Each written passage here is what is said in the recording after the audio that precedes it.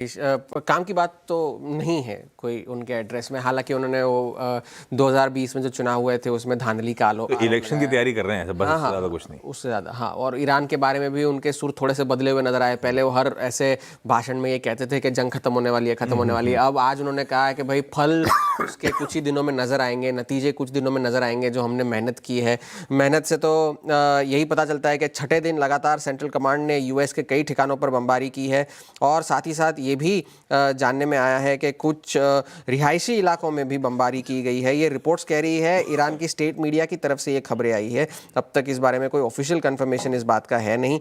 तो ये बात इस वक्त जो है ईरान की तरफ से, ईरान के फ्रंट पर चल रही है। इसी बात पर ईरान ने भी फिर जाकर के चेतावनी दी। कल उनकी आर्मी सेंट्रल कमांड के एक प्रवक्ता ने जो है टेलीग्राम पर एक पोस्ट लिखा कि अगर यूएस ने जो है हमारे पावर प्लांट्स या हमारे किसी भी इंफ्रास्ट्रक्चर एसेट पर हमला किया तो यूएस के जितने भी एसेट्स हैं वेस्ट एशिया में उनका नामो निशान हम मिटा देंगे। ऐसा लगेगा कि वो पहले कभी थे ही नहीं। इस तरह की जवाबी कार्रवाई हम कर सकते हैं।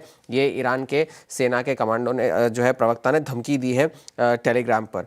और साथ ही साथ कल रॉयटर्स में भी एक रिपोर्ट ये आई थी कि ईरान की जो सरकार है उन्होंने हाउथी जो संगठन है उनसे ये कहा है कि आप तैयार रहिए। रेड सी के जो रूट है जहाँ से तेल की आवाजाही होती है स्ट्रेट ऑफ हॉर्मुज के अलावा, अगर यूएस ने हम पर हमला किया ऐसे ठिकानों पर तो आप उस इलाके को बंद करने के लिए आप तैयारी कर लीजिए। ये रॉयटर्स की तरफ से ये खबर आई है। कल ब्लूमबर्ग की तरफ से भी एक खबर आई थी कि इराक के एक कंटेनर पर जो है हमला हुआ था ड्रोन का और उसके बाद इराक ने जो है तेल के एक्सपोर्ट्स को रोक दिया है। लेकिन फिर इराक ने खुद इस खबर का खंडन किया है ये कहते हुए कि ऐसा तो कुछ हुआ नहीं है, ना तो जहाज़ को कोई नुकसान पहुंचा है, ना ही जो बासरा बंदरगाह है जहाँ पर तेल की लोडिंग वगैरह होती है वहाँ पर भी कोई नुकसान नहीं पहुँचा। लेकिन इस खबर की जाँच हम अभी कर रहे हैं कि सच में यदि ऐसा कुछ हुआ है या नहीं।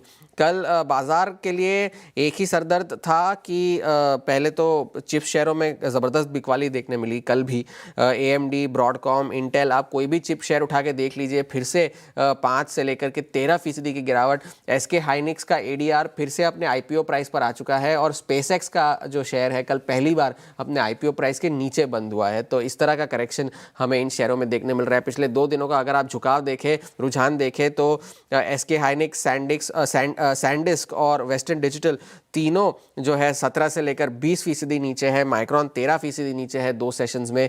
तो काफ़ी ज़बरदस्त गिरावट जो है इन चिप शेयरों में देखने मिली है, जिसका नतीजा आज हम जापान के बाज़ारों में भी देख रहे हैं। कोरिया के बाज़ार तो आज बंद है।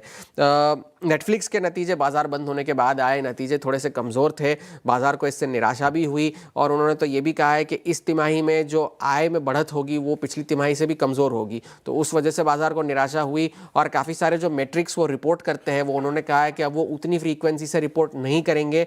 इस बारे में भी बाजार को निराशा थोड़ी सी हुई। तो उस वजह से शेयर जो है आफ्टर आवर्स में 9% गिरकर बंद हुआ। डाउ पर कल मिलाजुला रुझान इसलिए देखने मिला क्योंकि एक वक्त पर डाउ जोन्स 400 अंक ऊपर था, क्योंकि उसका जो सबसे बड़ा कंस्टिट्यूएंट है यूनाइटेड हेल्थ, उसके नतीजे बहुत अच्छे थे और उसके बाद जो है स्टॉक 7-8% ऊपर था। लेकिन फिर जो है वहाँ पर गिरावट शुरू हो गई, वो ऊपर से 8% गिरकर बंद हुआ। और डाउ जोन्स में जो नया एडिशन है अल्फाबेट, उसमें भी कल बिकवाली देखने मिली। 4.5% कल अल्फाबेट गिरकर बंद हुआ, क्योंकि ब्लूमबर्ग के हवाले से ये खबर आई है कि उनका जो जेमिनाई 3.5 प्रो AI मॉडल है वो लॉन्च उसमें देरी हो रही है। और साथ ही साथ उस वजह से क्योंकि उनके कॉम्पिटिटर्स जो है OpenAI और एंथ्रोपिक दोनों ने अपने नए वर्जन्स हाल ही में लॉन्च किए हैं, तो उस वजह से अल्फाबेट में गिरावट थी। दक्षिण कोरिया ने एक इंटरेस्टिंग चीज़ आपको बताता हूँ। कल डोनाल्ड ट्रंप के जो है बहुत अरसे से एक उनके टेलीप्रॉम्प्टर चलाने वाले जो शख्स है उन्हें निकाल दिया गया। क्यों निकाल दिया गया? क्योंकि उन्होंने जो है उनकी इनसाइडर ट्रेडिंग, उनकी स्पीच का जो स्पीच होती है उनकी, उसका फ़ायदा उठाकर खुद $90 बिलियन कमा लिए थे इनसाइडर ट्रेडिंग करके। तो इस वजह से उन्हें निकाल दिया गया।